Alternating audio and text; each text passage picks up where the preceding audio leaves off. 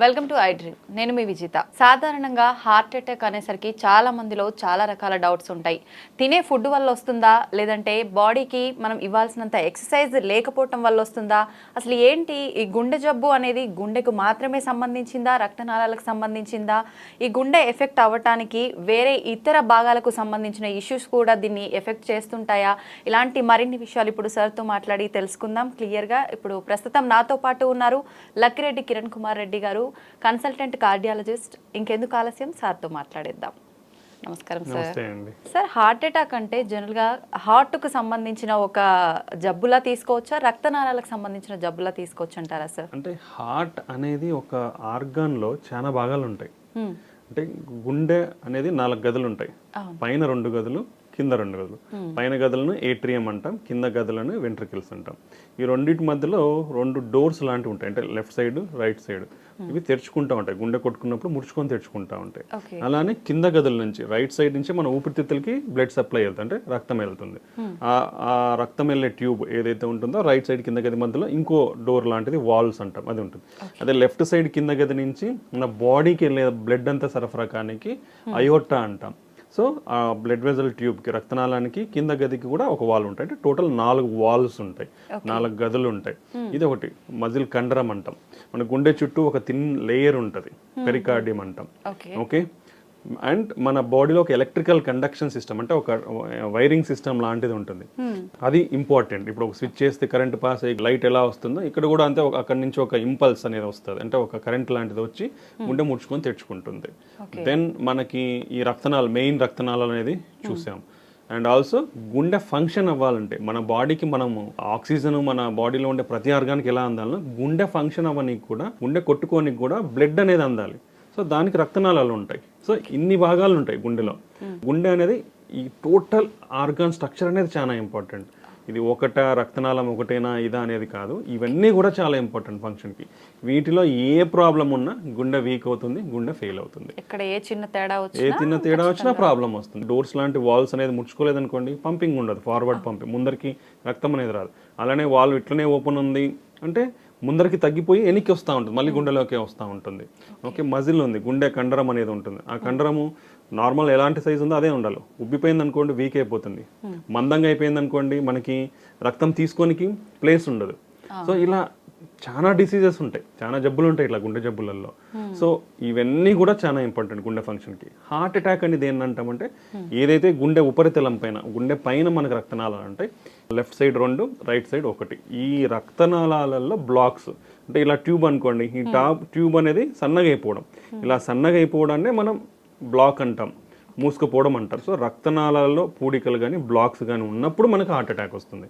But heart attack అనేది ఒక గుండె జబ్బు మాత్రమే, మిగతా గుండె జబ్బులు చాలా రకాలు ఉన్నాయి. ఎన్ని రకాలుగా ఉంటాయి సార్ ఇంచుమించు? ఇప్పుడు మనం హార్ట్ ఫెయిల్యూర్ అంటాం, అంటే గుండె వీక్ అవడము. కార్డియోమయోపతి అంటాం, అంటే మనం ఆల్రెడీ గుండె పల్చన అయిపోయి గుండె యొక్క వాల్స్ ఉబ్బిపోవడము, లేదా మజిల్ థిక్ అవ్వడము.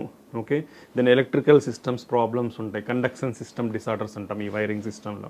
సో పైన మెయిన్ స్విచ్ అనేది పనిచేయకపోవచ్చు, మధ్యలో ఉండే మోడరేటర్ స్విచ్ పనిచేయకపోవచ్చు. చేయనప్పుడు మనకు హార్ట్ రేట్ అనేది పడిపోతుంది.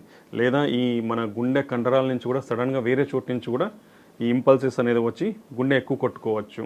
దీన్ని టెకీ అరిథమియాస్ అంటాం, అంటే హార్ట్ రేట్ విపరీతంగా 200, 200కి 300 వరకు రీచ్ అవుతుంది. ఓకే. మన వాల్స్ అనేది మూసుకోవచ్చు లేదా మూసుకోకపోవచ్చు, మన గుండె చుట్టూ నీరు చేరచ్చు.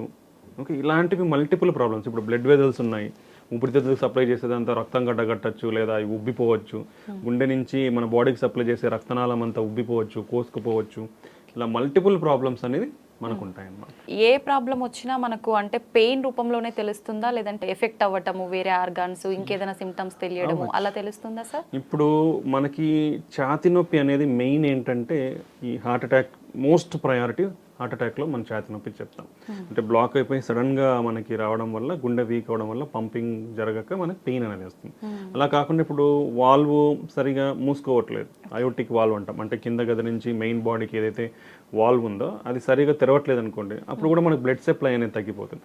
బ్లడ్ సప్లై తగ్గిపోయినప్పుడు ఏదైతే ఫార్వర్డ్ మన బాడీకి బ్లడ్ సప్లై తగ్గినప్పుడే గుండెకు కూడా బ్లడ్ సప్లై తగ్గుతుంది. సో అలాంటప్పుడు కూడా పెయిన్ వస్తుంది, అంటే వాల్వ్ ప్రాబ్లం ఉన్నప్పుడు.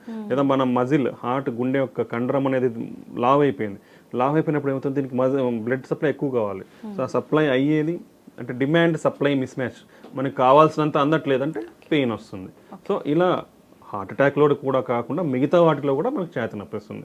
రెండవది ఊపిరి పీల్చుకోవడంలో ఇబ్బంది ఉండడం. అంటే ఇప్పుడు హార్ట్ పంపింగ్ అనేది ఇంపార్టెంట్ మనకి. ఈ హార్ట్ పంప్ అనేది సరిగా అవ్వకపోతే పై గదిలో రక్తం ఉండిపోతుంది. ఆ పై గదిలో రక్తం ఉండిపోయినప్పుడు లెఫ్ట్ సైడ్ అది మళ్ళీ బ్యాక్ ప్రెషర్స్, అంటే ఇప్పుడు ఏమైతుంది, డ్యామ్ ఉందనుకోండి, నీళ్ళు నిల్వ ఉన్నప్పుడు ప్రెషర్ అనేది వెనకలంతా బిల్డప్ అవుతా వస్తుంది. అలానే మన గుండె వీక్ అయినప్పుడు ఈ ప్రెషర్ అనేది పై గదికి వస్తుంది, లెఫ్ట్ సైడ్ పై గదికి. అదే ప్రెషర్ మరి ఊపిరితిత్తులకి సప్లై చేసే రక్తనాళాలంతా ప్రెషర్ పెరిగిపోతుంది. పెరిగిపోయినప్పుడు ఏమవుతుందంటే బ్లడ్ వెజల్ నుంచి బయటికి వచ్చేస్తుంది ఫ్లూయిడ్ అనేది. వచ్చినప్పుడు ఊపిరితిత్తుల్లో ఏముండి గాలి పీల్చుకునేట్టు ఉంటాయి, ఆల్వియోలై అంటాం. సో దాంట్లో ఫ్లూయిడ్ అనేది అక్యుములేట్ అవుతుంది. ఫ్లూయిడ్ అనేది అక్యుములేట్ అయినప్పుడు ఆక్సిజన్ అనేది మన బ్లడ్లోకి సరిగా డిఫ్యూజ్ కాదు, అంటే సరిగా రాదనమాట. రానప్పుడు మనకి ఆక్సిజన్ కంటెంట్ అనేది తగ్గి ఆయాసం అనేది వస్తూ ఉంటుంది. సో ఈ విధంగా పంపు ఫెయిల్యూర్ ఉన్నప్పుడు, మన గుండె వీక్ అయినప్పుడు ఆయాసం వస్తుంది. రెండోది వాల్వ్స్ ముడుచుకొని తెరుచుకొని లేనప్పుడు కూడా మనకు వస్తుంది. లేదా వాల్వ్ లీక్ అవుతుంది, లీక్ అయినప్పుడు ఎందుకు గుండె ఉబ్బిపోతుంది, ఉబ్బిపోయినప్పుడు మళ్ళీ ప్రెషర్స్ అన్ని పెరిగిపోతాయి. పెరిగిపోయినప్పుడు అంతా మనకు ఆయాసం వస్తుంది.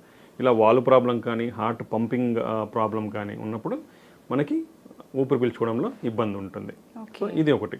ఇంకోటి గుండెదడ ఏంటి, మన హార్ట్ రేట్ ఎక్కువ కొట్టుకుంటే మనకు తెలిసిపోతుంది, తక్కువ కొట్టుకున్నా కూడా తెలిసిపోతుంది, గట్టిగా తెలుస్తుంది. అలా కాకుండా మన హార్ట్ ఉబ్బింది అనుకోండి, వాల్యూమ్ అంటాం, అంటే మన వాల్యూమ్ కూడా ఎక్కువైనప్పుడు పెరుగుతూ వస్తుంది. పెరిగినప్పుడు ఏమవుతుందంటే మనకి మన గుండె ఎక్కువ తెలుస్తుంది, అంటే కొట్టుకున్నట్లు బాగా తెలుస్తుంది. సో గుండెదడ కూడా హార్ట్ ప్రాబ్లమ్స్ ఉన్నప్పుడు వస్తుంది. ఇంకోటి ఏంటంటే ఈజీగా అలసిపోవడం. ఇప్పుడు హార్ట్ పంపింగ్ అయినప్పుడు మనకు ఫార్వర్డ్ ఫ్లో అంటాం, అంటే మన బాడీకి రావాల్సిన రక్తం అనేది తగ్గిపోతుంది. తగ్గిపోయినప్పుడు మనకి ఈజీగా అలసిపోతాం, చిన్న చిన్న పనులకు కూడా మన చేత కాదు. సో ఇలా ఉంటే కూడా డెఫినెట్లీ హార్ట్ ప్రాబ్లం ఉన్నట్లు. నెక్స్ట్ వచ్చేసి కాలవాపులు వస్తాయి. పర్టికులర్లీ రైట్ సైడ్ గుండె ఫెయిల్ అయింది అనుకోండి, ఈ రైట్ సైడ్ నుంచి లంగ్స్లో బ్లడ్ ఫ్లో, మళ్ళీ ఆ లంగ్స్లో నుంచి మళ్ళీ లెఫ్ట్ సైడ్కి బ్లడ్ రావాలి. రాలేదనుకోండి పంపింగ్ తగ్గుతుంది కాబట్టి ఈ వెనకలంతా నిలిచిపోతుంది. అంటే మనకు వీనస్ సిస్టమ్ అనేది ఉంటుందన్నమాట. సో మన బాడీ నుంచి బ్లడ్ అంతా రైట్ సైడ్కి వస్తుంది, మళ్ళీ లంగ్స్కి వెళ్తుంది, మళ్ళీ లెఫ్ట్ సైడ్ హార్ట్కి వస్తుంది, మళ్ళీ బాడీకి వెళ్తుంది. ఇది సైకిల్ మన బాడీలో జరిగేది. సో రైట్ సైడ్ది ఎప్పుడైతే వీక్ అవుతుందో ఈ బ్లడ్ ఫ్లో అంతా ముందరికి వెళ్ళినప్పుడు వెనకలు నిలిచిపోతుంది. నిలిచిపోయినప్పుడు మన కాళ్ళ వాపులు, పొట్ట వాపులు, మొహం వాపులు ఇవన్నీ వస్తాయి అన్నమాట. ఇవి మనకు ఏ గుండె జబ్బుల్లో అయినా అఫెక్ట్ అయినప్పుడు కామన్ గా వచ్చే సిమ్టమ్స్. Thank you sir. నిజంగా చాలా మందిలో చాలా డౌట్స్ హార్ట్ అటాక్ అనగానే కొంతలో కొంత మాకు క్లియర్ అయ్యాయి, బట్ ఇంకా చాలా తెలుసుకోవాల్సి ఉన్నాయి సార్. మరొక మంచి ఎపిసోడ్లో మరిన్ని విషయాలు